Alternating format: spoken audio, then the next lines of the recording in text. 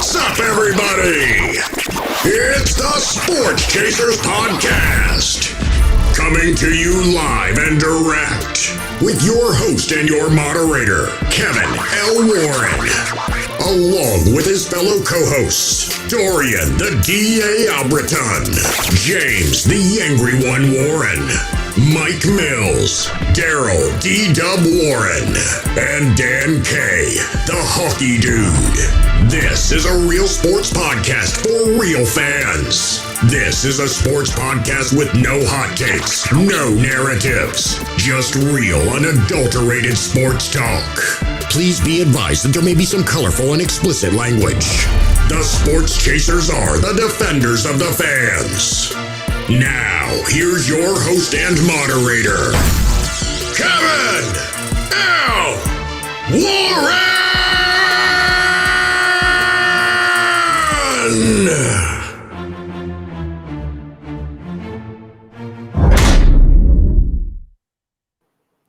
Hey, what's up, everybody? What's going on, everybody? Hope everybody's doing good. Hey, this is the Sports Chasers Podcast, another Thursday night live and direct, man, where we're here to talk about sports, nothing but sports, unadulterated sports, no hot takes, none of that stuff, man. Got a lot to get into tonight. Hey, we're going to talk a little N.B.A. basketball. Ryan's back with us, our N.B.A. contributor. He's back with us, so he'll talk a little bit of N.B.A. basketball. You'll have some hockey with yours truly. You'll also have the DA. He'll wrap up the World Baseball Classic. The USA, Team USA lost to Japan the other night, 3-2. We'll have the showdown, talk about Shohei Ohtani and Mike Trout. Let me let the guys in real quick. And we'll also talk D-Dubb. We'll talk about this new CBI tournament. I've never heard of it, but we'll talk about that. Hey, it's the Sweet 16 going on tonight in the NCAA, so we'll talk about that also. And we got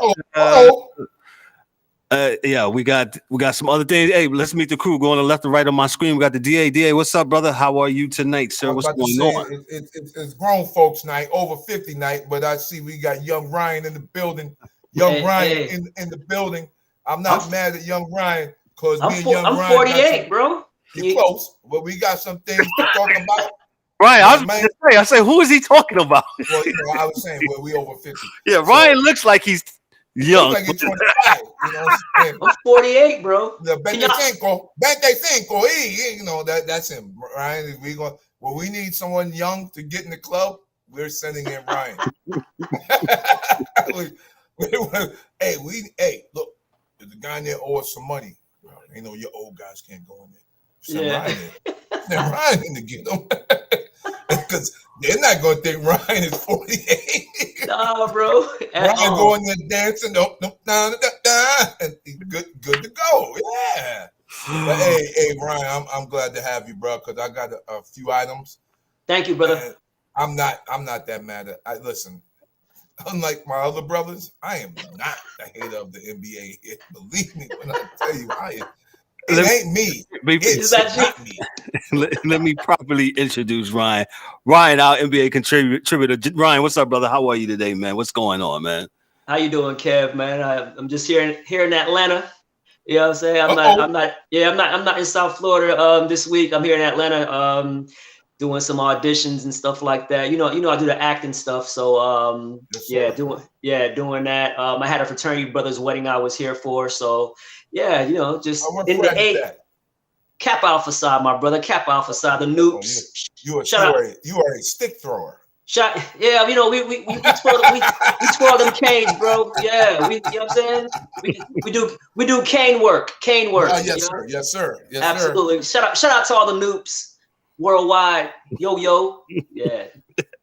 No doubt. We got my man Ryan. Daryl D-Dubb, he'll be with us shortly. He's saying he's having some technical issues.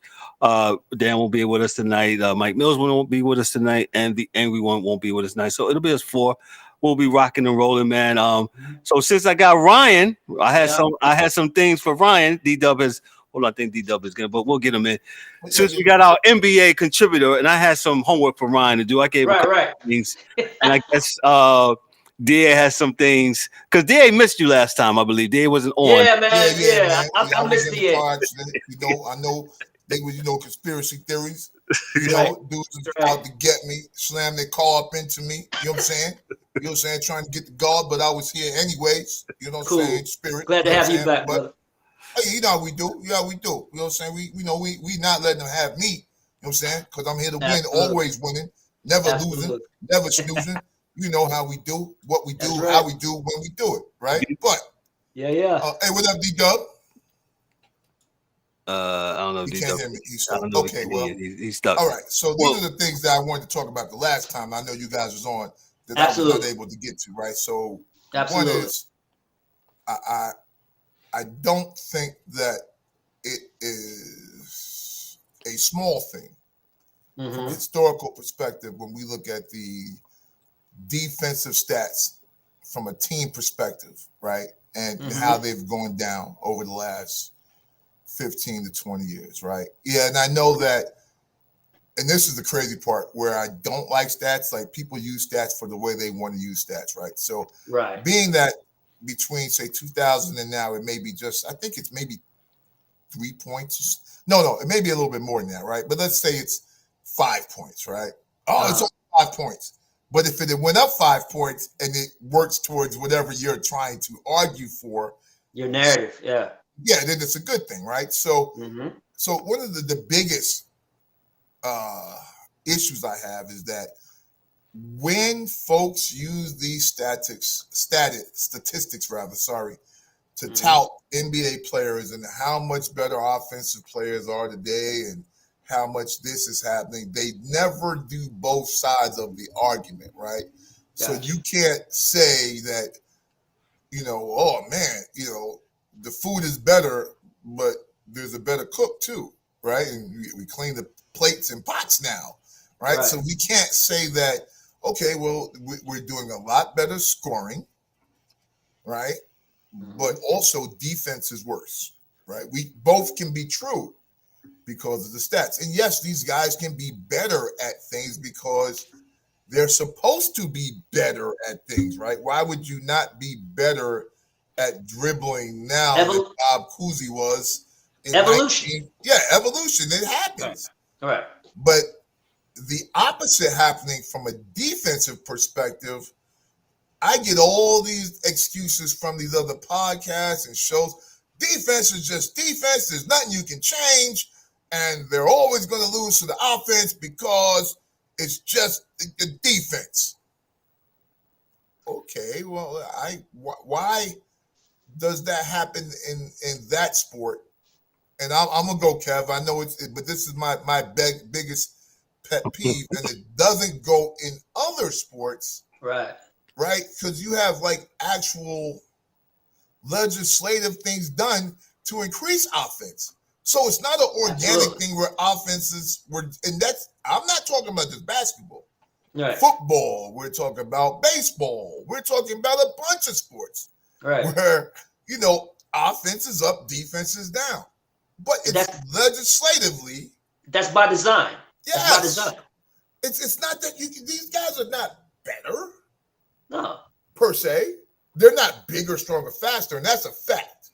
Right? Because, factually, the average height of an NBA player is still the same. It's 6'7", 225, 30 pounds. It was that in 1990 something. Right. Matter of fact, it's probably more because remember back then there were more centers, big centers in the league than there are now. Yeah, the league was dominated by centers mostly. Yeah, so there were more big guys. So the numbers were a lot, So, right. You always go big. Even in the drafts, you always go big. So even till this day. Yes. Michael Jordan went third because of Akeem and Sam Bowie. Kevin Durant went number 2 because of Greg Oden. You know what I mean? So you always go big. You always go big. It's still a big man sport. Yeah, my thing is, and so with that being said, the point I'm getting to with the NBA is, if we're going to talk about stats, let's do it on both sides, right? So let's not say that guys are better athletes in this, and then you don't play as many games as athletes did back in the days, right? Let's not say we're more offensive and not say that defense itself is worse now than it was back in the days, right? So the NBA, I'm cherry picking from that perspective, but from a statistic perspective, The guys that talk NBA only do one side of the stats argument. So I'm out on that. I got you. And like I said, it's by design with the rule changes. It's especially the last couple of years, the freedom of movement. I know we touched on that a couple of times. The freedom of movement. You're not allowed to hand check guys, and going to zone. Playing zone now. I'm like, man, we all played on the hard court. And when the team goes zone on, you're like, all right, let's get our shooters. You know what I'm saying? Yeah. And we shoot them out the zone. So I'll ask you a question. You played ball like high school and absolutely. So know you're our age. I don't want to know you are our age. Yeah. Could you please? Yeah, no, in the beginning, Ryan. No. Real talk. Can you please elaborate for the youth what hand checking can do to you from you playing offense and the dude's actually hand checking you, how that can change what you're doing? Because that's nothing. Oh, it's gotta be something. No, yeah, and that's why they gradually change the rules because as you guys remember the Pistons, the New York Knicks. I mean, Ron Harper was the best at it. I mean, excuse me, not Ron Harper, Derek Harper. When you guys had the Knicks, right? Derek Harper, you can literally with hand checking control a player to where you want him to go, and that was his only offense. You can control a guy. They have that Charles Barkley 5-second back down rule where you just can't dribble the ball and back. They changed that. So. Yeah, so hand checking is definitely a part of the game where they took away from from defenders that just boosted the stat line. I mean, let's be honest. Even like up to a couple of years ago, when Harden was going on that crazy that crazy run. I think he scored at least 30 points on every team in the season. And now you look at that, be like, okay, I guess. You know what I'm saying? Now it doesn't even look that good because you see what I'm saying? Because now they're by design, now there's no more take fouls. Like we discussed take fouls. So now there's more fast breaks. You get technical and the ball back if you try to stop a fast break. So yeah, so it's I equate it to like the home run derby in baseball. Wow. Major League knew what they were doing. They juiced the balls. Because there was nobody in the stands, and they juiced the balls up. So and then they want to be hypocrites about it. And then when the bleep hit the fan, now they want to be like, oh, okay, let's not let Barry Bonds in the Hall of Fame or Sammy Sosa or Mark McGwire. These guys were already great. I know we're going a little bit off topic, but yeah, it's like you said, it's by design. It's by design to inflate the stats. Also, I think the European style of game also helped, especially when you take away hand checking. Yes. And the evolution of the European players coming over, they don't play as they don't play as physical. Although they do say it's now the European game is more physical than the N.B.A. game that they're saying now. Yeah, well, at least they move more. Right. They're more Richard Hamilton guys moving out the ball rather than cutting off the ball. Right. Yeah. Right. And you still see that with teams like Golden State. They're running off screens all the time. That's why they're so hard to guard. Whereas then you have a lot of teams that's ISO heavy, pick and roll heavy, and that's all. And that's basically all NBA offense is now. It's just a high ball screen up top, pick and roll, and then your big man dives to the basket, catches a lob, or you have a guy who can pop out. Which is why it's amazing to me, Ryan, that I'm still not sure how they can't. Yeah, but I understand your quarrel, man. I definitely understand where you're coming from with that, and So playoffs coming up. Yeah. What do you see? Who do you see and why? Like, Are they selling us something on ESPN when they're talking about the Lakers are on their way back up to the? Are they selling us something, man? Are these dudes really gonna? Are they gonna make the play, or are they just not gonna make shit? Like, I'm sorry, man, Miss Ma'am, Mrs. Warren, but it may not be good for me. Yeah, listen, I like what the Lakers did at the trade deadline, getting D'Angelo Russell, and getting those players in there where they kind of made their team up. You know what I mean? Where build a team up where now they have shooters. When they had Russ, they didn't really have shooters. They got Vanderbilt to play. He's a great defensive wing, so that can play all those small forwards. The Kawhis, the Paul Georges, and things of that nature. So I like what they did. But look, they can make as many trades as they want to make. The key to the Lakers is Anthony Davis. Period. If he doesn't show up, they're not going to win. They're going to be. They might be one and done in the playoff the play-in tournament.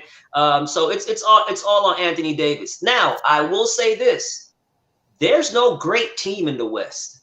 I think the great teams, to be honest with you, are in the East. Yeah. Oh, sorry. There's no great teams to me in the West. The West could be had, man, and that's why you see the Pelicans start. Normally the Pelicans would have shut down Zion, but because they're right there in the mix, they're like, look, man, we can. Whoever gets hot or go on a run. I mean, seriously, do you believe in Denver? I don't. No. Do you believe in Memphis? They don't have Adams. All right. They don't have Adams. They just lost their the guy to an Achilles injury. The big guy that was his backup. Yep. Exactly. Yep. They lost him, so they don't have the depth. The stuff that's going on. Paul George just went down. Paul George just went down. LeBron is out. There's so many question marks in the West. It's funny because you say that, right? So, because I'm gonna let you know up front, man. I'm a Joel Embiid dude. I love Joel Embiid. I think the joke has been a joke, and whenever my man Joel plays him, he exposes them. But that said, Denver is actually on paper a pretty deep team, but they remind me of an old team back in the days that got a lot of nice guys, but there's only one or two guys. And since my man from Canada came back, he's not the same killer that he used to be. Like he's getting that back though. He's getting that back. They're going to need it because they don't have that. They need that 30-point guy because it's only him and Joker. No one else on that team is willing to be that anymore. So and I will say this about Denver: they are getting close to being that, even though I don't really believe in Murray. Because Murray, he left the playoffs. Was it last year or with the year? And he sat out all of last year, and we all know. We all know when it comes to those type of injuries, where it's Achilles, ACLs. All right, it'll take you a year to get back. But then it's going to take you another year to get back to who you were. So that's 2 years. And I see that he's getting the confidence in his leg back. And, he's scoring. Yeah. But remember, that dude was at the same level as Buddy from Cleveland, Spider Mitchell. Spider was back to back on that thing there, boy. In the bubble, and when they were in the bubble. Yes, sir. He had back-to-back 50 games, remember? Yeah. So then, and now you have Porter Jr., okay? Michael Porter Jr. So he's a key cog because you don't want what's the guy they traded for from Orlando? The dunk contest guy. Come on, man! Don't disrespect my man Gordon. All right, Gordon. Yeah, Aaron Gordon down in the air and dunked the ball. They took 3 dunk contests from him. No, 2. They took. That was. I don't care what anybody said. That was the greatest dunk I've ever seen when he sat in the air. Come on. And just sat in the air. He's not flying through the air. He's sitting in the air. So me and Ryan going out for drinks, y'all, after this. Yeah. So what happens with that when Porter was out and Murray was out, they depended on Gordon to score. That's not his game. His game is to catch alley-oops, defend, get the dirty points, clear the backboard. Right. So now when he's your fourth option, now you got something. Now you're good. Yeah. Now you're good. So it's if Murray can stay healthy and get back to form, and then Porter can stay healthy and be that third option, I think Denver has something. I agree with you. It's funny you say that. Right.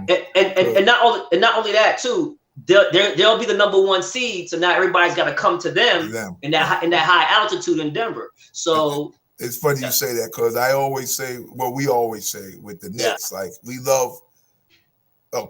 like Julius Randle, but I always say to folks, man, listen, Julius is not. If he's your number one option, you're a good team.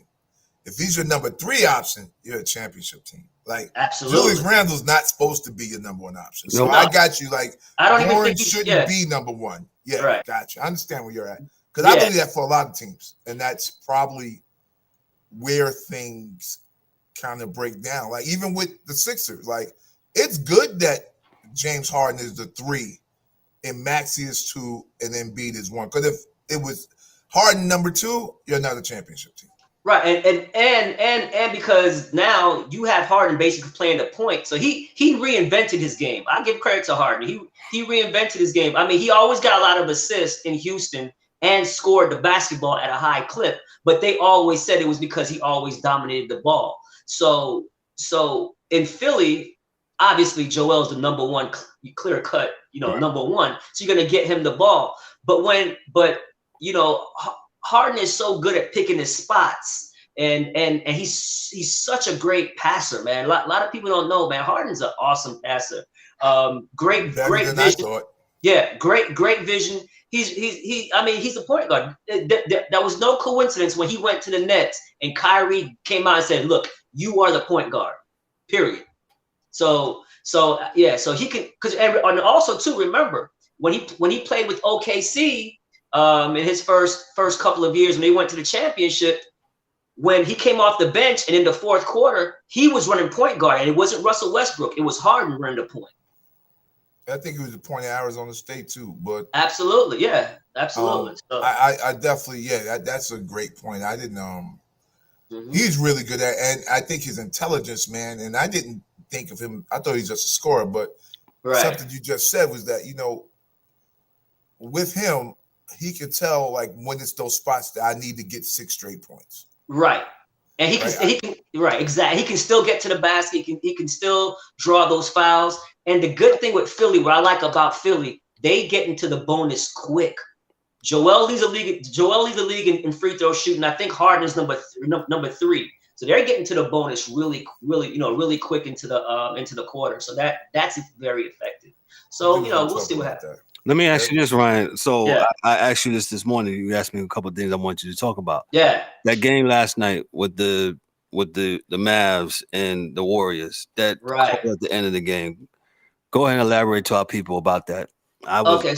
Yeah. So what happened was, right? They the officials ruled it was a dead ball. It was a dead ball. It was Golden State's ball, right? And then they whistled for the timeout, and it looked like they pointed the wrong way, but they were saying it was Golden State ball.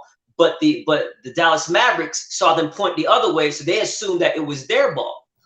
So they went down court. They went down court, all right, and thinking, okay, we're going to, it's our ball, so we got to go down court. So, and I don't blame the players because the refs have a job. Look, if you see any confusion, obviously they're confused. And Golden State came out and said, "Oh, we knew it was our ball." Okay, fine. But as a referee, if you notice that another team think it's their ball, all you gotta do is stop and just let them like, "Hey, no, it's their ball," and let them set up. You just don't hand the ball to Golden State and then just give them an easy 2 points. And I don't know if you, and I don't know if you know, and then you saw Luka in the game saying, oh, they he was doing like the money sign, like the the wrestlers, was paid off. But Look, man, he's from Europe, where there's always a bribe. But the reality is, I'm with you, and Kevin knows on my expose I'm writing about the fans is, come on, man. Like, the reality is, you're right? Like, listen, how much time does it take for you to say, guys? Because the reality is, you can't say you wouldn't do it in another situation. Like, so if referees never did that, then fine. But we watch referees do that all the time. Mm-hmm. So when folks say, man, this shit looks fixed, that you can't be mad at them. Right. Especially when you have your star player doing the money sign, like, man, you already know. Oh, let me interject, because I was watching this and I was like, this is some nonsense that's going on. Like you said, the referees are there to keep order also, right? That's all they have to do. Indeed. Yeah. If you keep order and give them, be like, hey guys, I see y'all down there. Let's set up. Okay, let's set up. Hey, y'all know they got the ball or whatever the case may be. That's it. Let them set up. But that was Fugazi what happened. And as DA just alluded to, that leads people to thinking that this stuff is fixed. And it's not right. Now, yes, because the Warriors have sucked this year on the road, right? I think they've won like 8 or 9 games, lost like 11 in a row on the road. They have They're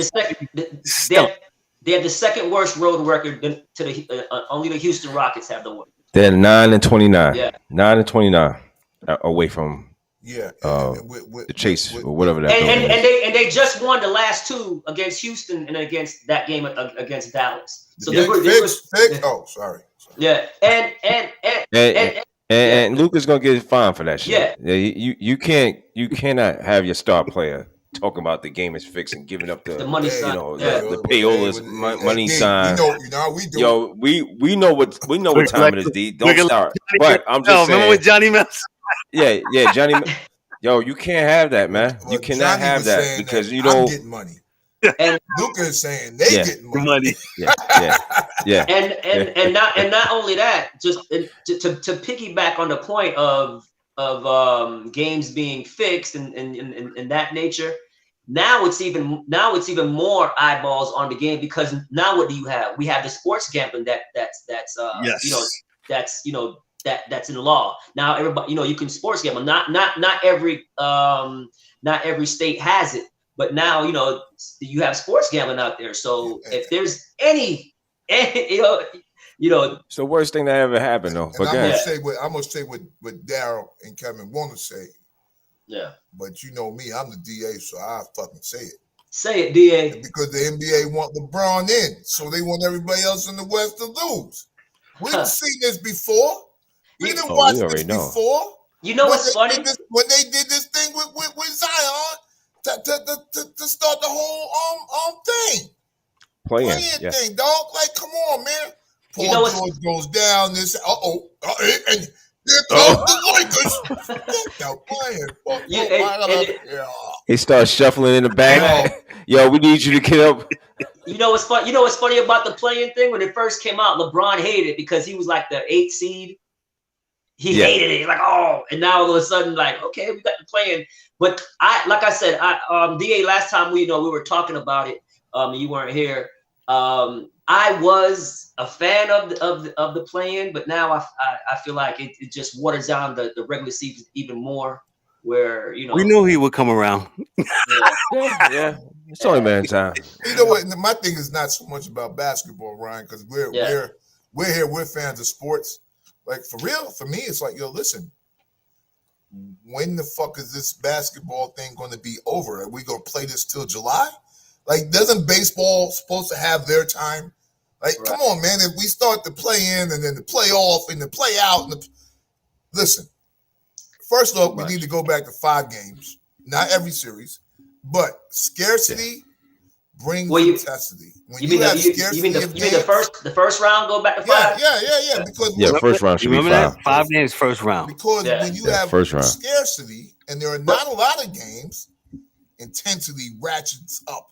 Absolutely, but the reason.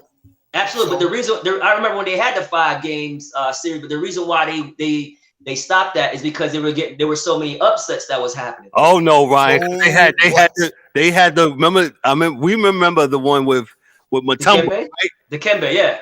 Denver won. Oh no! Yeah. Robert Pack. Who they knocked out Seattle that year? Hey, Seattle, be better. Yeah. Mahmoud. He don't even, that damn Muslim. He don't even look at the flag.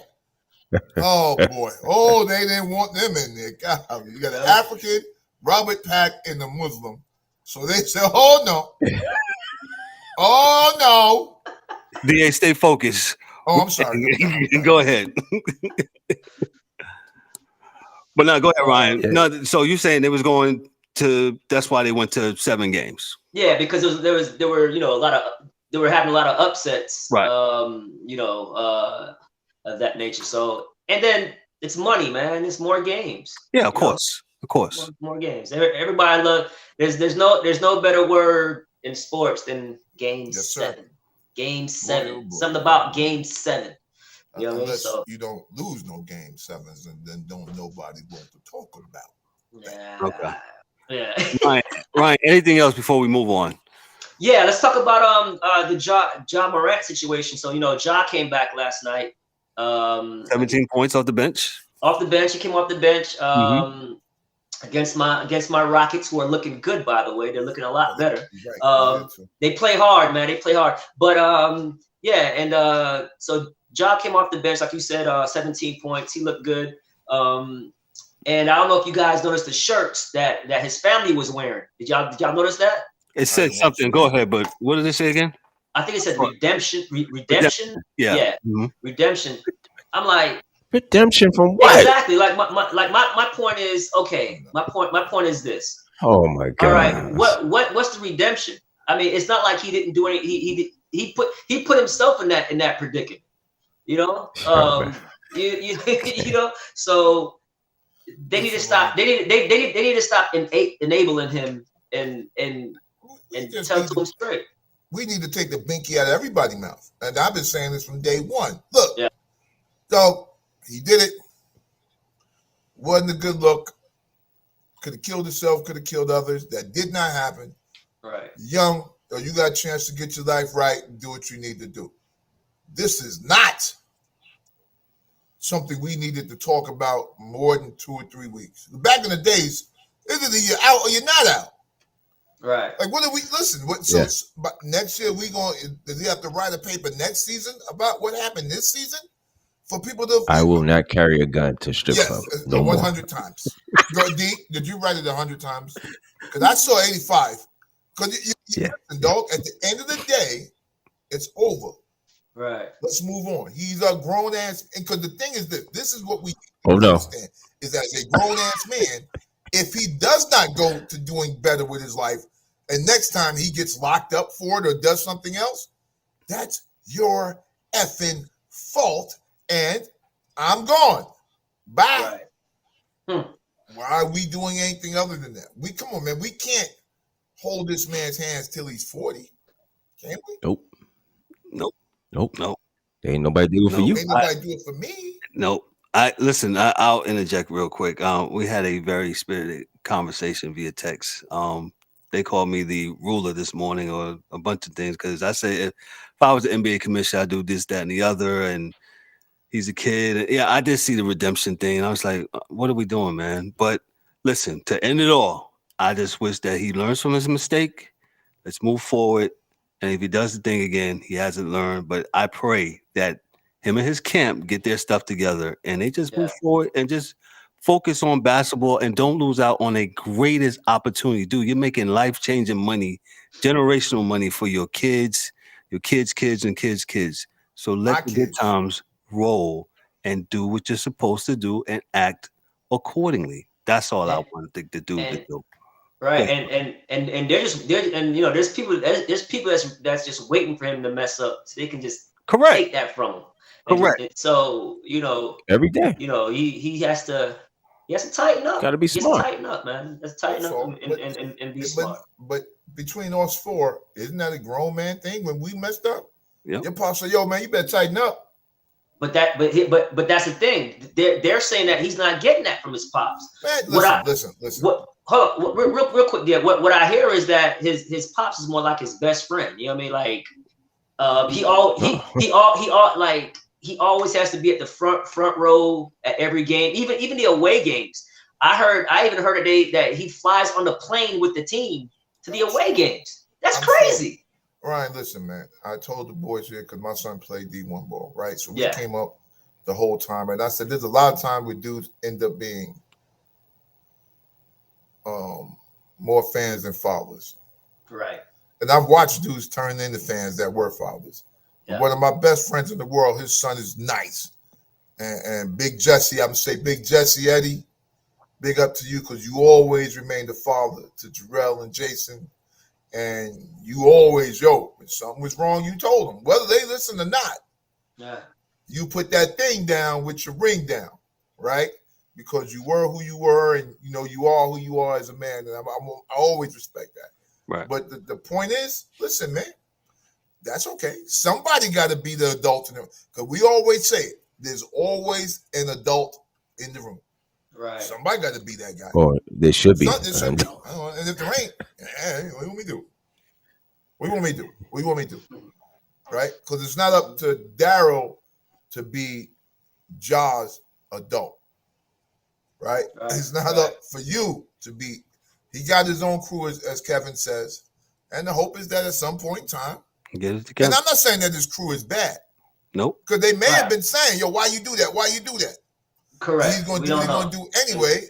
Right. In which case, then next year he'll be Plaxico Burris, and he shoots himself next year. So and then self-correcting problem. So Plaxico actually reached out to him. Really? In his camp. Yes, he did. And he even said it on I think Plaxico has a podcast. So he said, "Hey, bro, I'm trying to reach out to you, just let you know these pitfalls of doing that." And I'll just end it. Like I said, I just want the dude to just play basketball, focus on basketball, and don't mess up a opportunity that a lot don't get at talent, because you have a wonderful talent. You can play basketball and you play it very gracefully, and you're damn good at it, bro. So John Morant, I'm pulling for you, bro, and make sure do your thing, man. Ryan, anything else before we switch gears? No, just to answer DA's question, who I would pick right now in the Western Conference. Man, something tells me, man, these boys are going back to the finals, man. The Golden State Warriors. The team that can't win on the road, well, they're gonna have to win on the road then, because Well, the only negative thing though, I don't know what's going on with Wiggins. Right. Yeah, I know he has some family problems. Family issues. I heard that what it was, Kev. I heard that what it was. Well, I'm okay. I'm glad.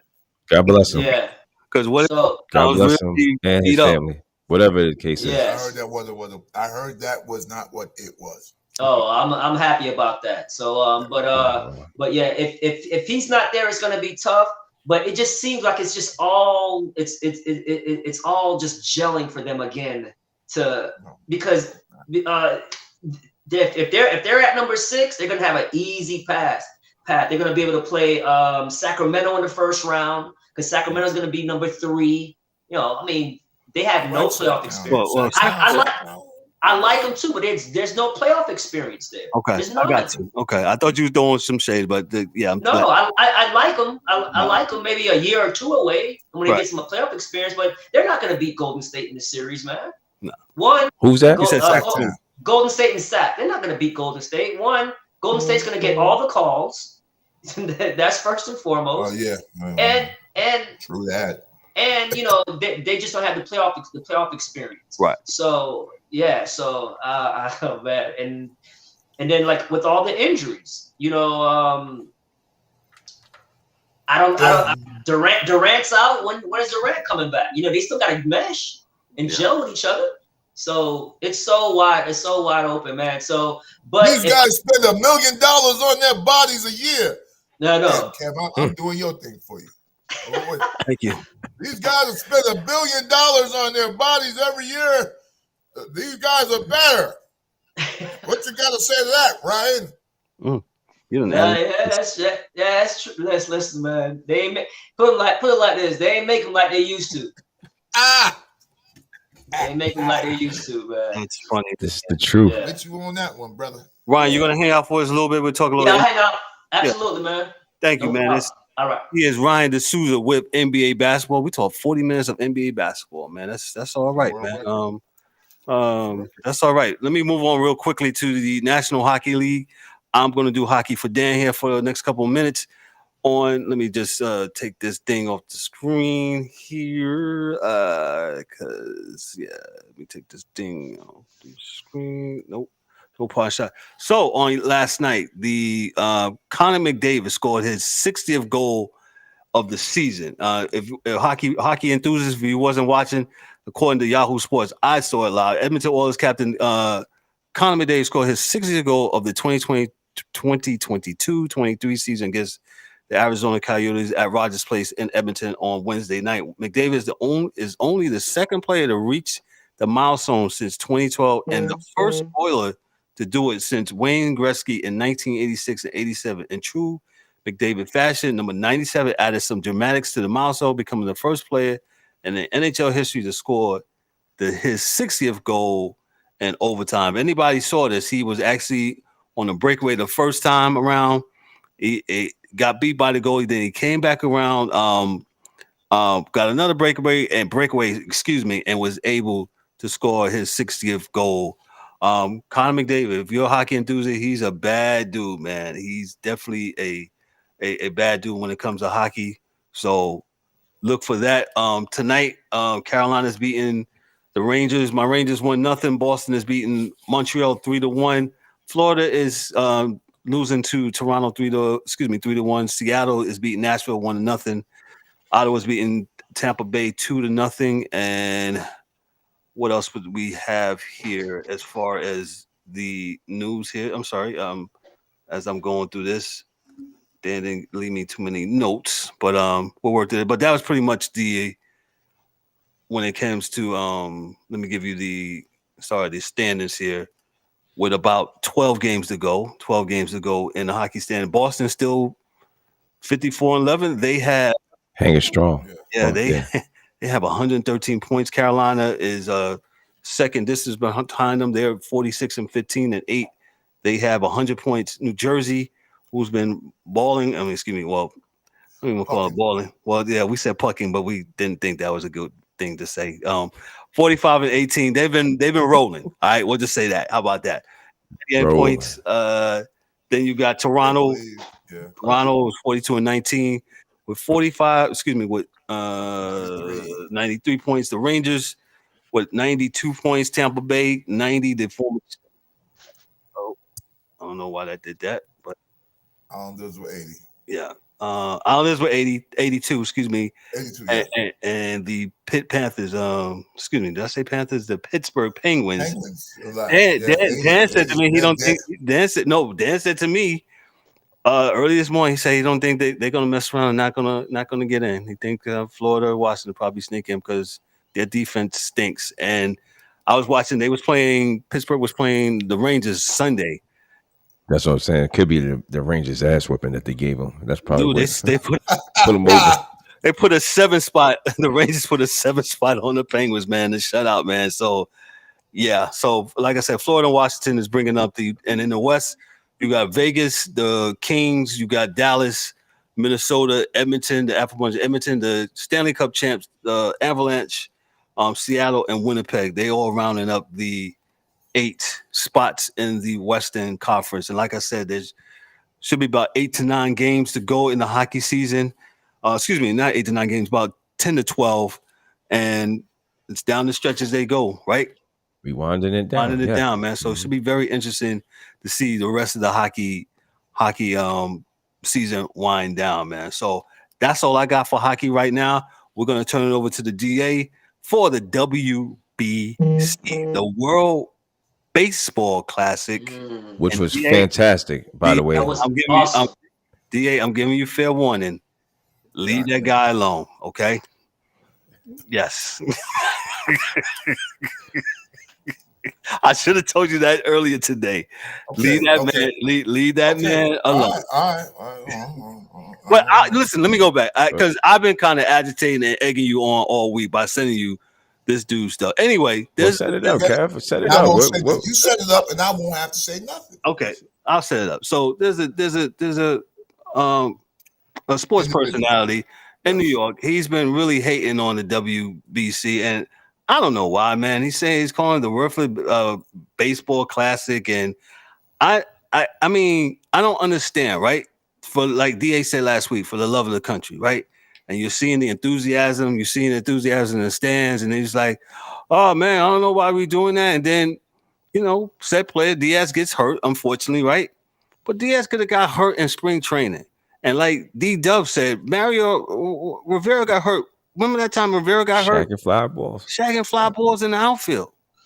Yeah, things happen. Can't live your life in a bubble. Go ahead, Ryan. Yeah, Team USA also broke Altuve's finger, man, for my Astros. He's out 2 months. Yeah. Fuck the guy, right? So anyway, I've been sending DA a lot of stuff what this guy's been saying, and I just don't understand. We should play. Hey, they should play. If they're really about it, they should play the World Baseball Classic after the season, and then if they should put a stipulation that they shouldn't get paid if they want to play. Go ahead, DA. Go ahead. Look, man. Taking somebody's pockets. As far as that dude, man. This is my issue, and I'm an American. That's what I am. I don't think we should get locked up so much, because this is what this turns into from this guy, and this is what it looks like, is that, the ugly white Americans, and I said it because it's a white guy who's saying it, and the rest of the world is like, well, why do we have to wait till your season is over? Because we have a season here in DR. We have a season in Japan.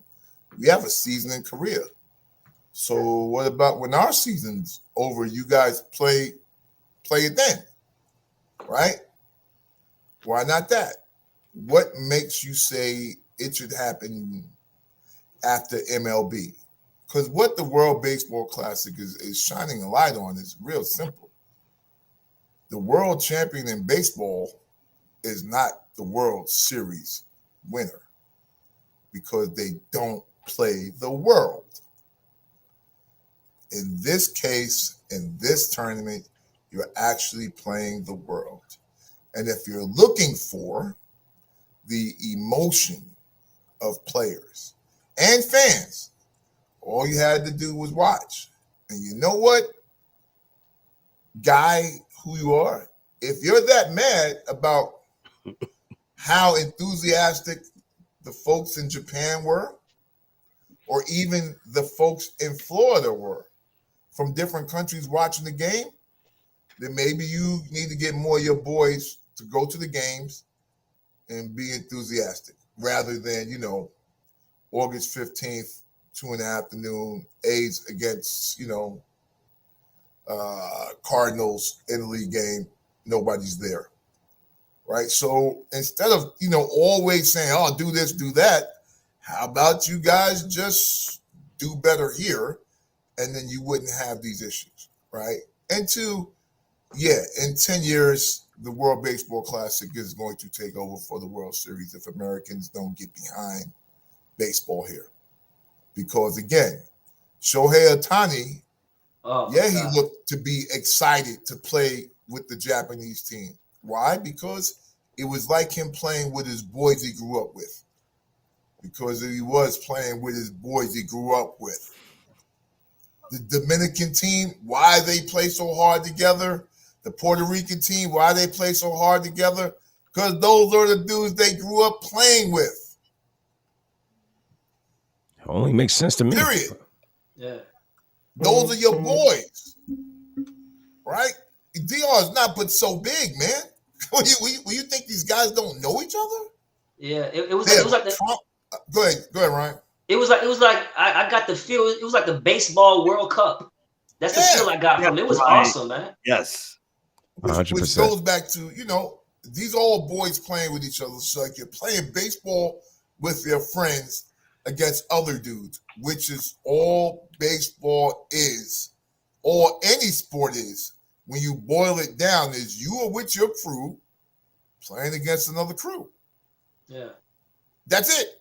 Right now, as far as not paying or whatnot, guess what? M.B.A. makes probably more money than anybody in the M.L.B. per year. If you take, euros against dollars.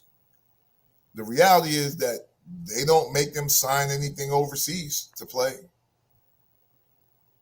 The World Cup, which is far bigger than both the World Series in baseball or the World Baseball Classic together. The World Cup is bigger than both. Oh my gosh. And they don't make anybody pay anything. You don't have to sign anything to play for your country because it's your country. Yeah. Also like what Trout said. Mike Trout said, he's like, this is the biggest game of the game, when against Japan. He's like, this is the biggest game in my life. He's like, sign me up for next time. So listen to that, Ryan. So like I said, some of the prognosticators and some of the negative people were saying they didn't like that Trout said that because, you're showing all this emotion for this, and what do you do during 162 games? That's the problem. 162 games. Too long.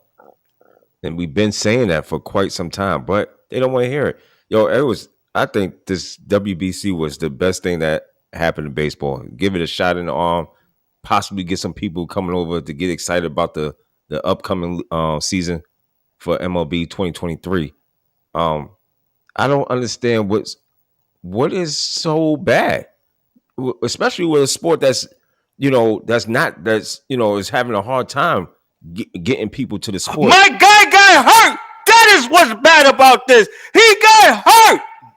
Bro, so did Hoskins, and he was playing the Detroit Tigers. Yeah, listen, my guy, and he's out. Saw that. Right? Hey, my guy is there's a whole. So what are we talking? There are teams all over the place, though. Like teams all over the place getting hurt. People get hurt every day. How many guys got hurt today in spring training? That's right. Right. So I mean, I don't understand this. Y'all just hating, and then the joy that I seen Ohtani. That was Japan. Yo, shout outs to them. The class, the baseball classic was great. The World Baseball Classic was fantastic. Yeah, as far as I'm concerned. Right. Now, would they have a different reaction if USA would have won? Boy, that's all they want. I don't think so. I think these guys just these people are just hating for real. I don't believe it, even if they won. I think yes, but I think it would be tempered because USA. And I ain't got nothing against my country, but I'm saying, dog, listen, get better. That's what USA is about. Listen, if you're not the best, if your product doesn't sell the best, make your product. We'll come back tomorrow. Sell. Right. You'll come back tomorrow. That's all. That's what you do. That is it. No more. You try it again. Yeah. That's it. It's not that crazy. But again, so Japan won.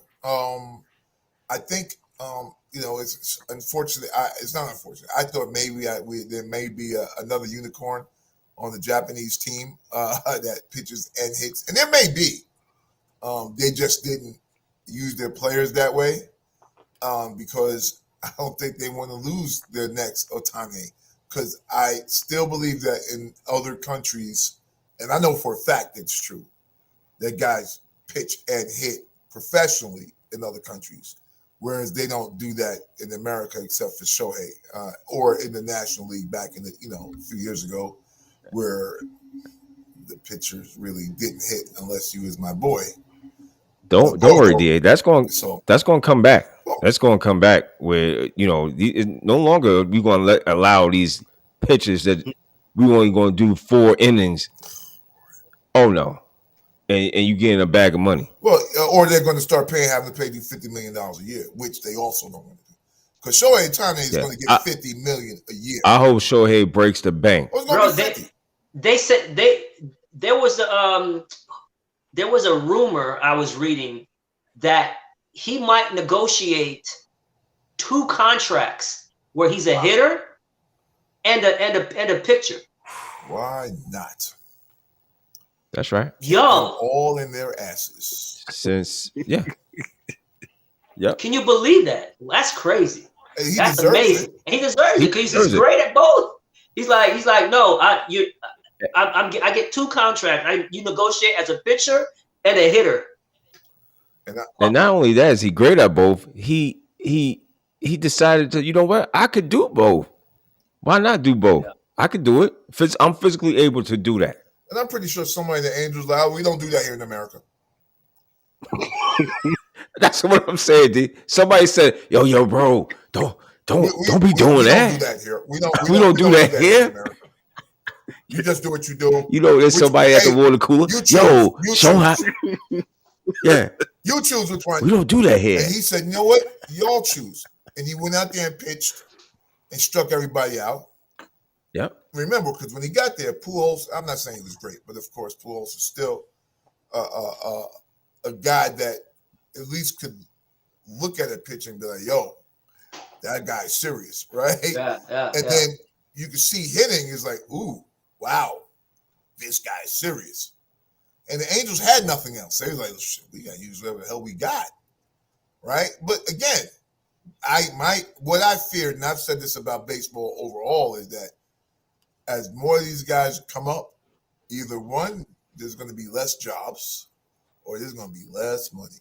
You didn't say this about Deebo Samuels when he was receiving and he was running the ball. He should get 2 contracts then. He should have, but you know the NFL, they'll give you no contract, and you'll like it. Ryan, if that's what they're doing, that is ingenious for real. Yeah, I was reading that. I'm like, they were saying, is Ohtani is he so phenomenal that he could get 2 contracts, one as a pitcher and one as a hitter?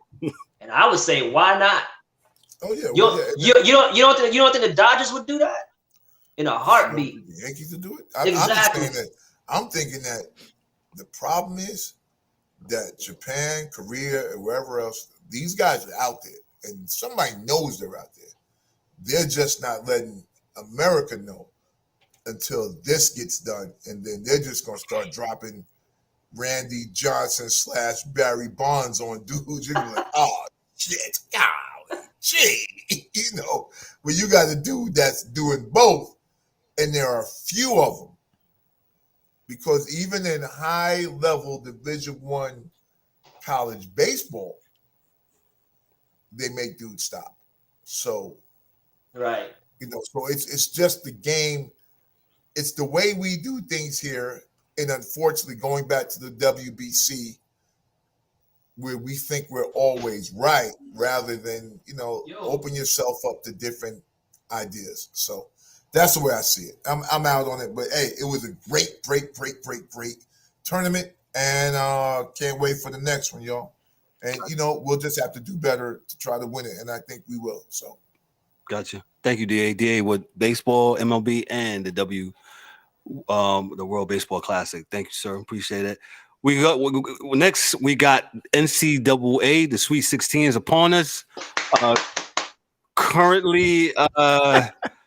Currently we got Kansas. Kansas is winning 80-75 with 145 left against Michigan State. Connecticut. No, is that the girls? No, did I say Connecticut? Wait, Kansas State is winning? You said Kansas State is winning? Yeah, Kansas State. Kansas is out. Yeah, I'm sorry. Kansas State is beat Michigan State 80-75 with 145 left. Then you got Gonzaga against UCLA. Well, Gonzaga showed their Cinderella slipper again this year. We'll see. Tennessee and FAU. I'm looking forward to that. Heck yeah. Boca Raton, stand up, Kev. Did you say? I went to FAU, man. I know, yeah, you're alumni. Yes, Ryan's alumni of FAU. By FAU. 800 points tonight. Yeah. So, you know.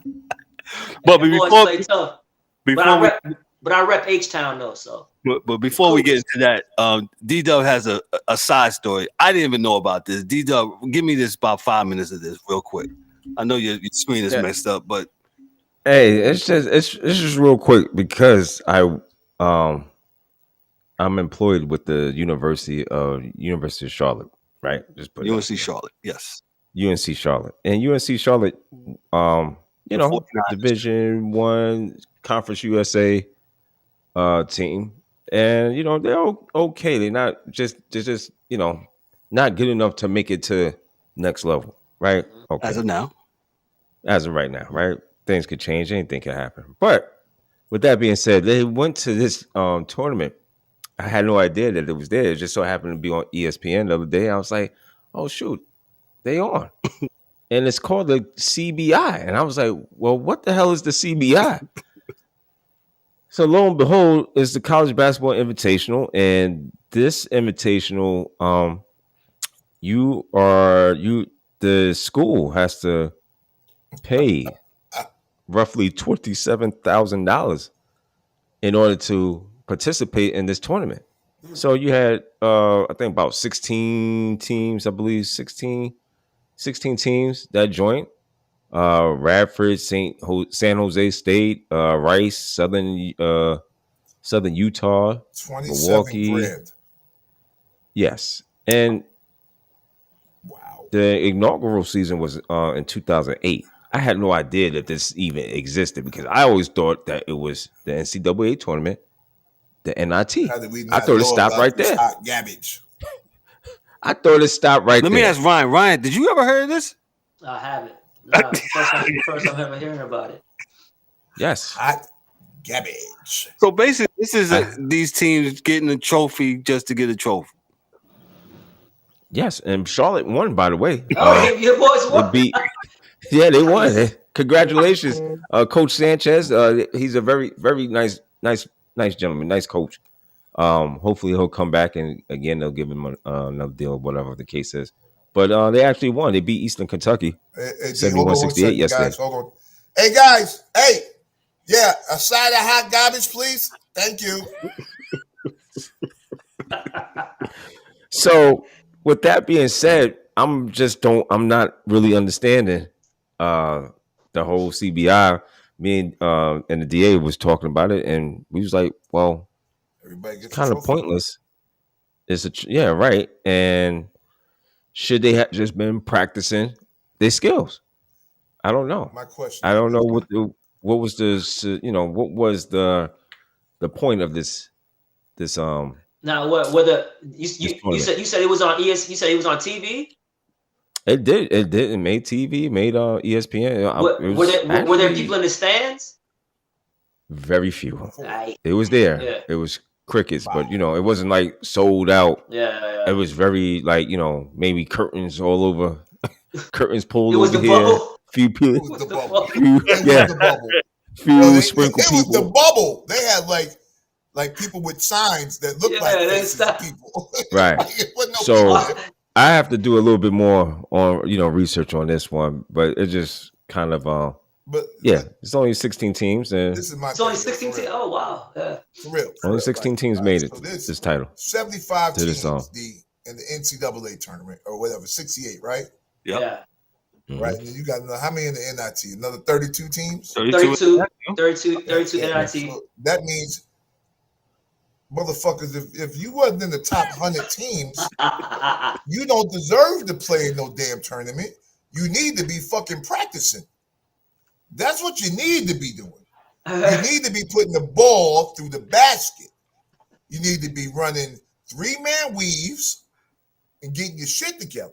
You don't need to be in no tournament. Suicide. You tell whoever put up the $27,000, give it back. Don't spend it. Shout out to my man V-Lac in the comments. This is a waste of your $27,000. You can keep it, and we'll come back next year better. Period. 27,500 to be exact. Entry fee to participate. There you go. Yes. Gotcha. Could have went to Wendy's with that fucking money and paid the team for the whole goddamn year. What stupid shit is that? Again, shout out to my man V-Lac in the comments, man.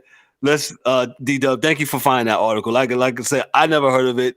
I know Ryan's a basketball enthusiast through and through, and Ryan has never heard of this. Never. So you go figure that out. So, like I said, let me move on to the NCAA, to the to that thing. Like I said, Kansas.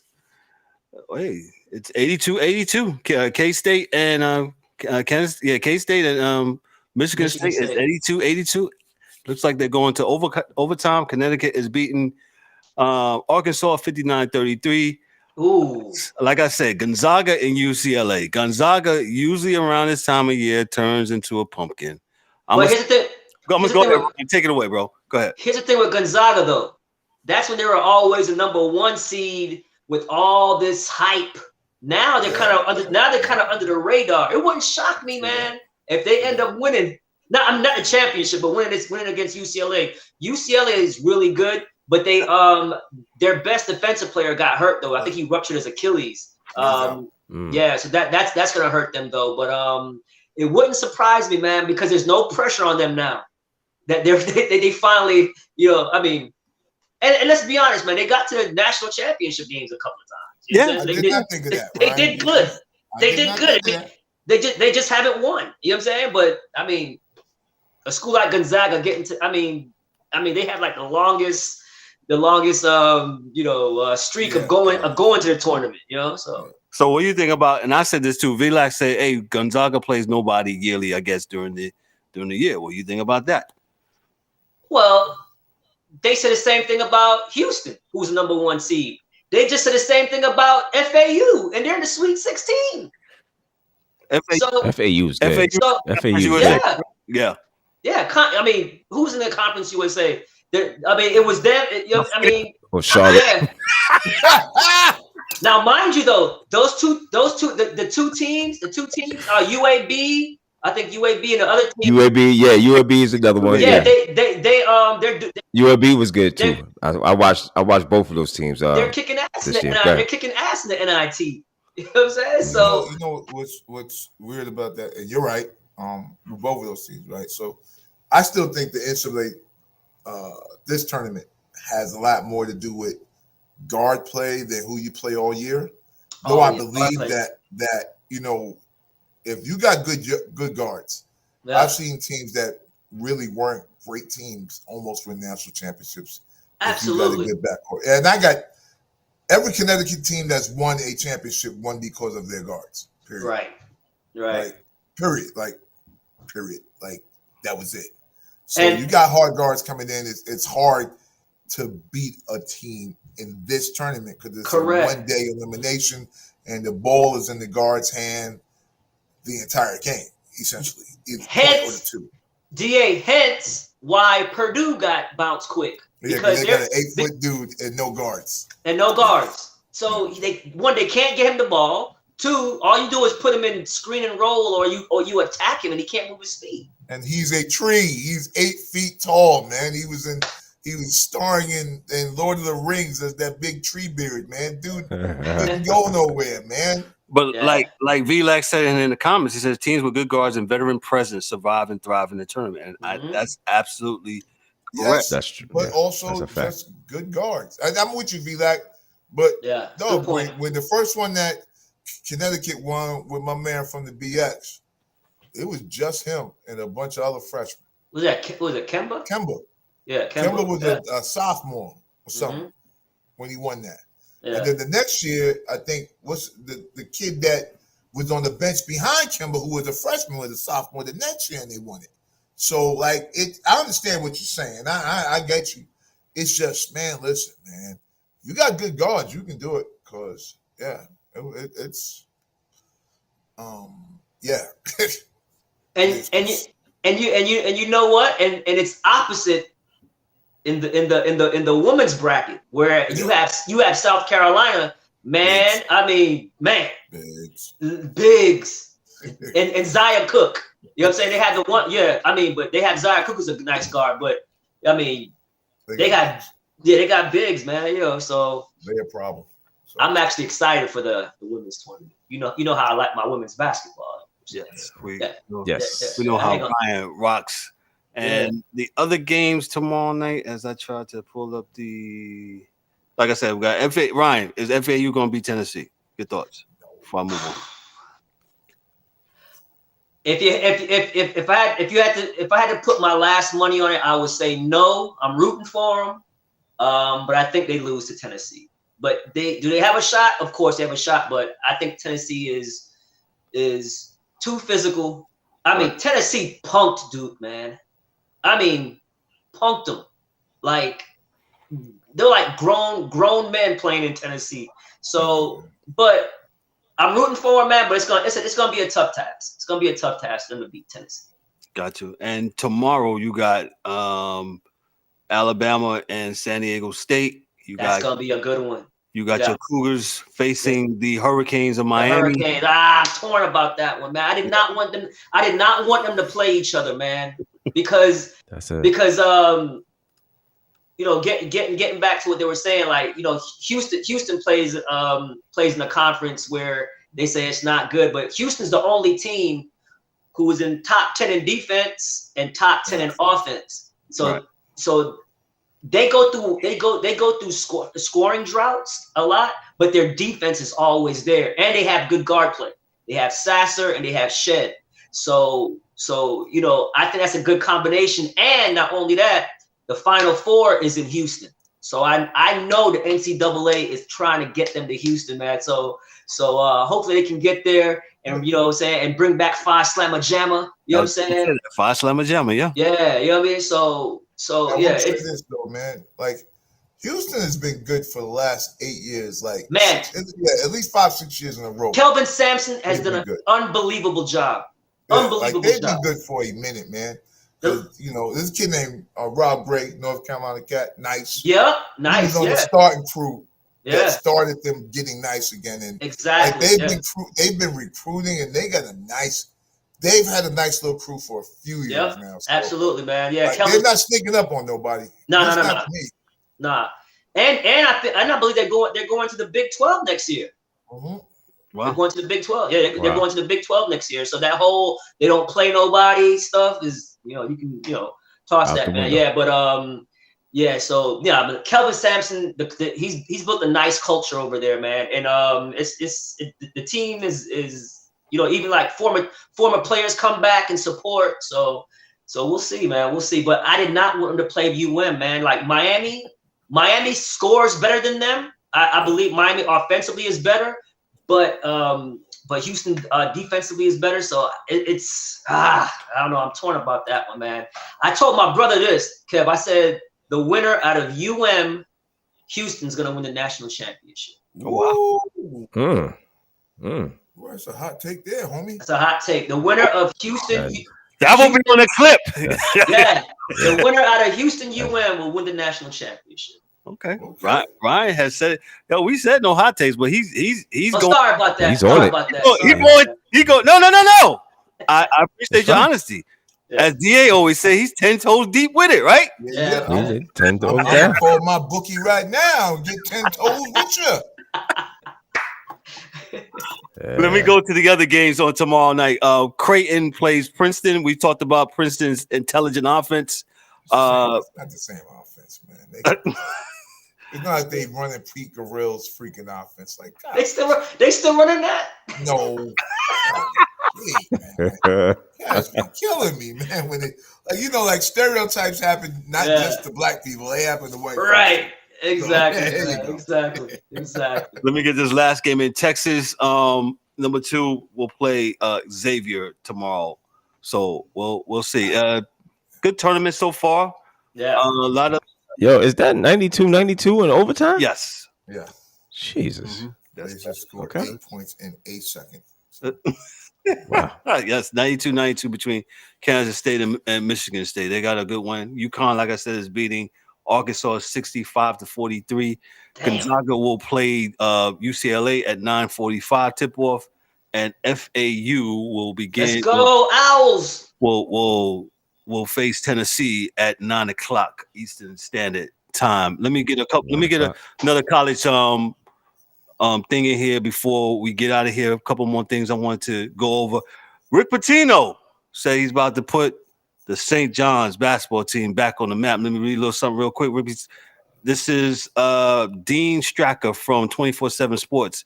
But Rick Pitinio is once again a head coach in the Big East Conference after he was hired as St. John's head men's basketball coach. The 70-year-old Pitinio, who won national titles with Kentucky and Louisville, spent the last 3 seasons at Iona.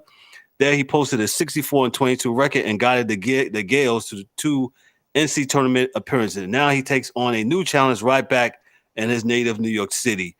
Rick Pitinio's journey filled with ups and downs. The highs included the aforementioned titles with Louisville, and then one that featured the NCAA vacating the title Pitinio captured with the Cardinals in 2013. That move is the one that will leave a sour taste in Pitinio's mouth. Hey, man. Let me just start off with DA, because me and DA talked about this extensively about. But let me just give my first take on it. St. John's has not been good. What take? What? Who? What? No, just my take. Okay, all right. Take, our take, or whatever. Not I hit the first take though. No, not third take. I'm going to fine you for saying that word on this. Well, you said it first. I didn't say. I said my take. No, you said first take. We'll go back to the tape though. Okay. I love you. But it made me forget my thought. How St. John's was back in the days, back in the 90s, where they was one of the preeminent powers in the Big East, and when the Big East was the Big East, I don't know what they got now, but the Big East with Georgetown, with Syracuse, with what's my people in New Jersey, UConn and Seton Hall, and all, the Big East was something during this time of the year, going to Madison Square Garden and going to the Big East tournament, paying $10 to get in and watch games for the days and nights. St. John's was very good. They didn't win a national, but Louis Conaseca had St. John's, in the mix all the time. Now times have changed. Things have changed. I'll give it to DA on what you think Rick Pitinio is going to do with this team, or if he can do anything with it. I hope he can, because I'm a New Yorker. I don't think he can because I'm a New Yorker. Right? The reality is this, man. Like I said, I've learned a lot, and things can change. Yes. But like, cats don't go away to school to go to college in the hood. Like, where the campus is located is not the best place. The Big East is not what it used to be. Nope, I said that. Even New York City basketball, meaning to say, it's not that kids can't play, but a lot of the best high school kids in New York actually go away to school in Jersey and here and there and other places. Like, there's like, you'll see more 6'7", 6'8" cats catching the Metro North or downtown, and then catching the train across the bridge to Don Bosco Prep or St. Peter's or Paramus this or that, than staying at a St. Raymond's or Boys and Girls or Cardinal Hayes or whatever. There's always going to be great players in New York City. And if he can get them, I think he'll have a chance. It's just, in college basketball, you have to get them and keep them at least for a year or two so you can gel some type of team that can win against the rest of the country. And that, I don't think, is going to happen in New York. I think that's probably a task that's a little bit too hard, to not recruit kids, but to recruit kids and keep them in your program long enough to win a national championship. That may be a really tall order in New York City. Oh, let me interject. Yeah, I was just reading an article in Newsday how he said he already has his coaching staff recruiting in the New York City area and in the New Jersey area, going out to California. But he said he's going to try to concentrate in the New York City, the tri-state area. Shout out to the tri-state area. Love y'all guys. I'm sure he's going to try to. Yeah. And I'm sure they're going to recruit, because everybody recruits. Mm-hmm. But look, Pitinio, you're recruiting New York City. Calipari's recruiting New York City. Like, everybody's recruiting New York City. So it's not like he's going to be doing it by himself. Right. And it's not like his name, even with these kids today, winning a championship at Louisville a few years ago, wasn't that long ago, but they vacated the chip. The only cat from New York City, where they had that Spider Mitchell and they had my man Russ Ridiculous, we're on that team, and we're at that school. So I don't even know if the kids today even know who they were besides YouTube, right? So it can happen, right. But like I said, it's a tall order. I wish it does, but the dude is also 70 years old. So that's part 3 in our equation, is that he's 70 freaking years old. Yes. So it's getting kids, getting kids to go to school at St. John's, which I'm not saying is a bad school, getting them to stay long enough to have a cohesive team to win a championship, and to do that at 70 years old. Yeah, it's a tall order. That's all. Yeah. The facilities for kids means a lot now these days. Let me get D-Dubb's take on this, sir. Also NIL deals mean a lot too. Mm-hmm. Yeah, go ahead, D-Dubb. Yeah, I mean, nice try, but I don't see, I don't see nothing that's going to happen and come out of this, other than he might bring along coaches and help them develop, and other than that, I mean, he might pull something together. But I mean, he could coach. Now let's not act like the man, but he's like DA alluded, 70 years old. I don't, how much energy, how much fire does he have to, coach these little young kids and to get them up? I don't know.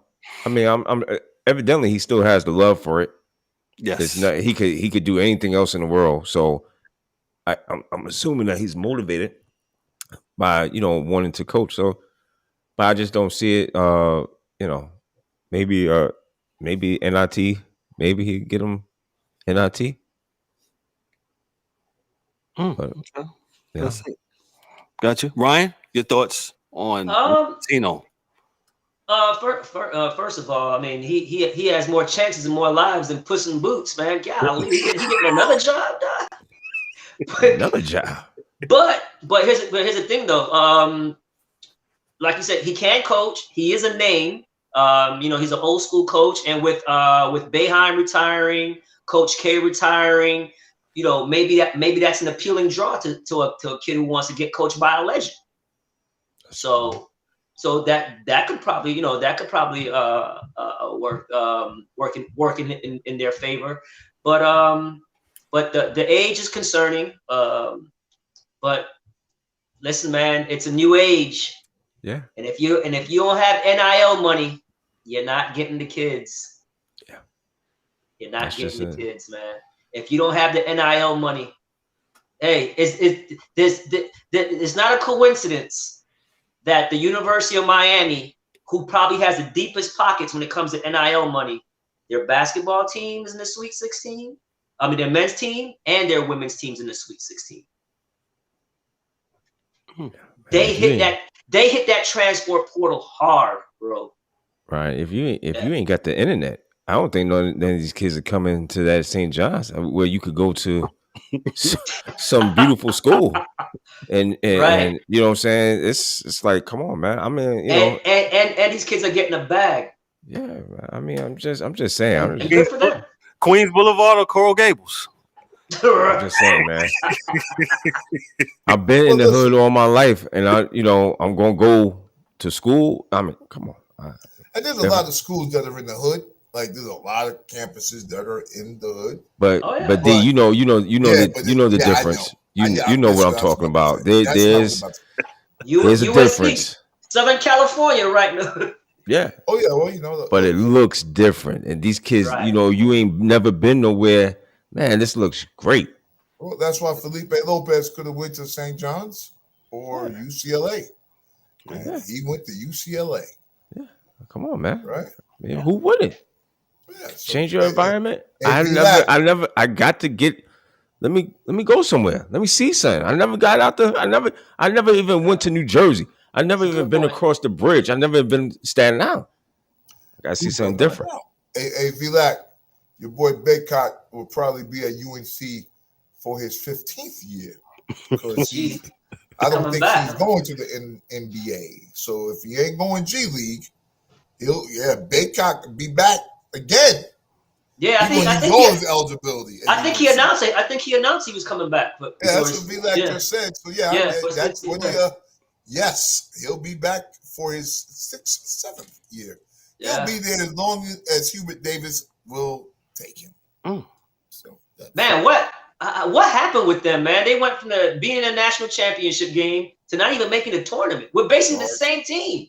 Guards were not as good. They thought Leaky Black was not the starting guard they thought he would be. Not that he couldn't play. Right. He just wasn't what the guards were the year before. That were like guys that would put the team on their back when things went wrong.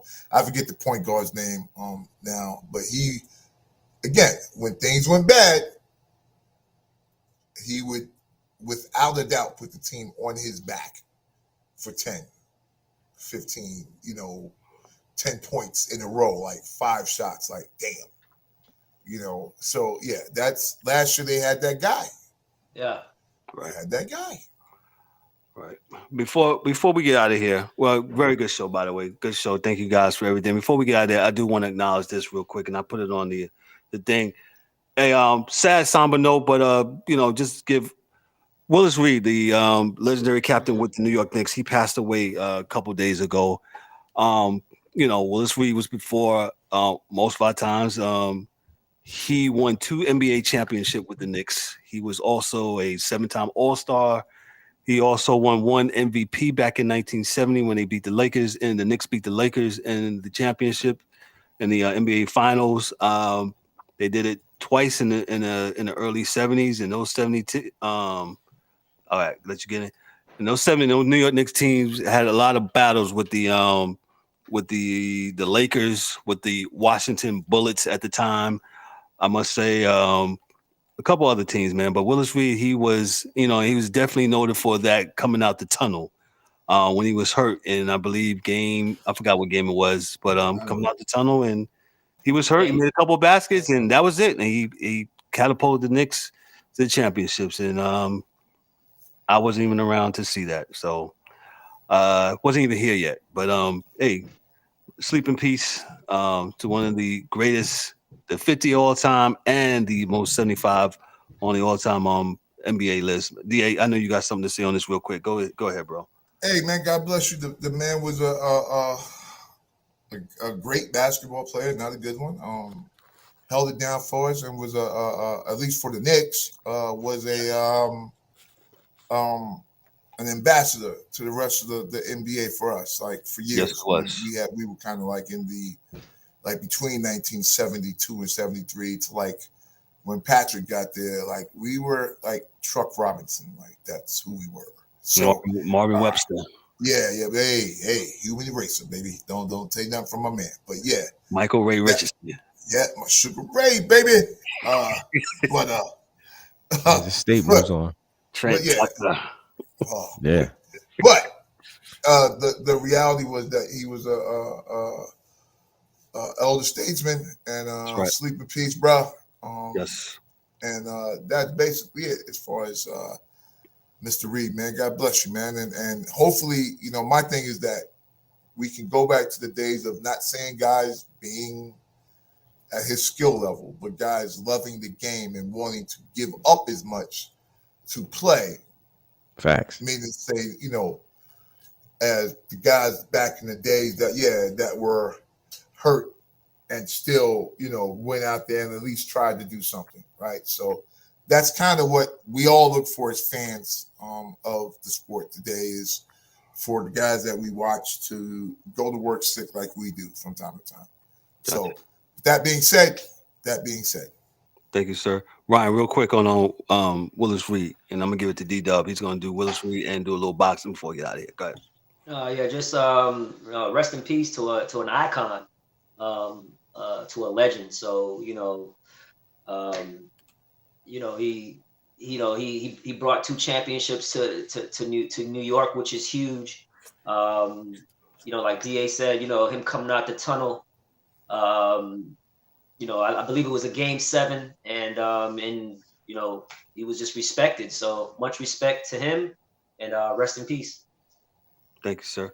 D-Dubb, I'll give it to you real quick before we get our partner shots. Yeah, shout outs to the great man, Nick Legend, Willis Reed, man. I mean, when you think about Willis Reed, I know I always hear the old guys, before us talk about how that team was Willis Reed, Dave DeBusschere, Walt Frazier, all Iconic. those guys. Yes. That's a Bellamy.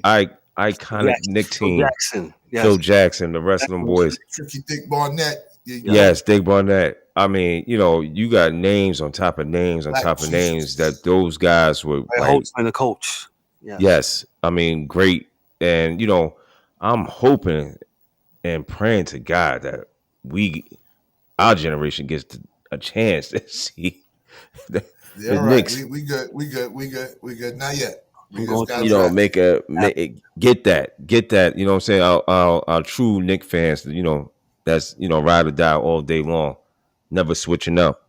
But Y'all the greatest fans ever, man. Yo, shout out, but shout outs to Willis Reed and his family. Yes. God bless. God bless. And it's he's 80 years old. He lived a great life. Gotcha. What you got in the boxing tip, real before we get out of here, bro? Yo, before we get out of here, hey, we got a good one this weekend. Saturday, March 25th. We got David Benavidez against Caleb Plant. Now, don't let Caleb Plant. Do not sleep on this man. This man got power in those hands, boy. But David Benavidez is also a great, good boxer. You should be in for. If I was a promoter, this one right here. I would try to get y'all to buy this one. This one is going to be a good one. You wouldn't.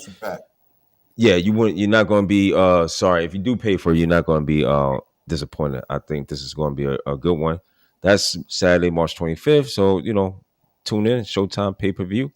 Also, we got a couple. Shakur Stevenson, he will be fighting April 8th. He's fighting some dude named Yoshino. I don't remember this dude. But anyway, that's April 8th. And the big one after that one will be Gervonta Tate Davis, Saturday, April 22nd against Ryan Garcia. That's going to be another one that you won't be sorry if you pay for it. Gotcha. Appreciate that, D-Dubb. D-Dubb boxing. He's our boxing guy, correspondent, MMA also. Good show, great show tonight as always. Ryan, thank you so much, my brother, for coming through. Yes, sir. NBA, appreciate you. With the NBA, man, I was about to fire everybody in the NBA and on the text this morning, man. I said, let me get Ryan, make sure Ryan get in here, boy. I got you, man. The DA, man, he's like, boy, man, what I gotta do? Kev is on this thing this morning. Kev was fired up. Yeah, we good. Oh, Juwan Howard's son, man. All right, just so you know. New York Knicks, that's where we need to draft. That boy can shoot that thing. Shoot that thing. And he's 6'8". We just need a shooter. We don't need to get no free agent. Draft good. We'll be good. Nah, I think staying the course, doing what we're doing. I think. Hold on, Kev. I'm sorry. One more. The New York Giants picked up Jamison Crowder, wide receiver. This must have been this afternoon. I didn't see that.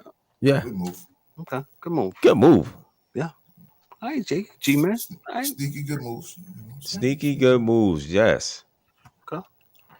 Good move. Part shots real quick. I'll give it to Ryan first. What you got for us before we get out of here, Ryan? Man, hey, guys, just thank you for having me again, man. It's always a pleasure talking, NBA with you guys, sports, and just fellowshipping, man. It's beautiful, man. I appreciate it. See you next time. Thank you. Oh, no shout out to FA, no shout out to the FAU Owls. Shout out to the FAU Owls. You know what I'm saying? Yeah. Boca Raton. He got them going to the finals. Hey, Sweet 16, but I do have those Houston Cougars. Number 1 in the nation, baby. Let's go. Number 1. Houston Cougars winning it all. Let's go. Hi. Kansas just beat Michigan State. Yep. Yes. So that's it. D-Dubb. Kansas State. Excuse me. D-Dubb, what you got for us as we get out? I ain't got too much heavy, man. You guys we had a great show today. Appreciate Ryan coming through as always. Mr. Other fellas. We'll see them next week. And yo, everybody, y'all be good, man. Sports Chasers Podcast. Yo, like, subscribe, share, all that good stuff. That's right. We on it. DA, what you got, bro? Hey, me and Ryan did not disagree a bunch today, so this was a good day. I'm going to play the That's lottery. right. Yeah, I'm going to play my lottery, get my money on. So don't forget to go to your bookie and put down Miami. Oh no, I already got that. That's done. I already texted him. Y'all see me put my head down. I said the winner. Yeah, well, I put them both down on odds, $100 a piece. You know.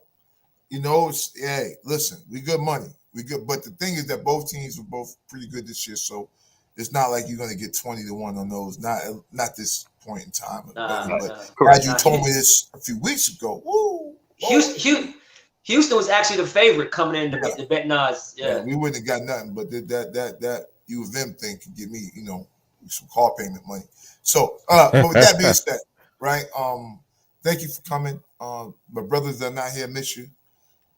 Take care, everyone. And listen, the world is bigger than just what you see. Read a book, take a trip, open your eyes, man. Life is good as long as you are here to live it. That's my word, Joe. Peace. Thank you, DA, for those comments, man. Those parting shots, man. My parting shots only, man. Hey, great show as always. As usual, shout out to my man V-Lock in the comments, man. Make sure you like, click, and subscribe to our YouTube channel. If you're on the podcast tip, we're on all major podcast platforms. Just do the search of Sports Chasers Podcast. Boom, we'll pop up. You can go to our last shows. We also do a live Instagram on. We try and do it every Wednesday, so we've done it Wednesday and Mondays.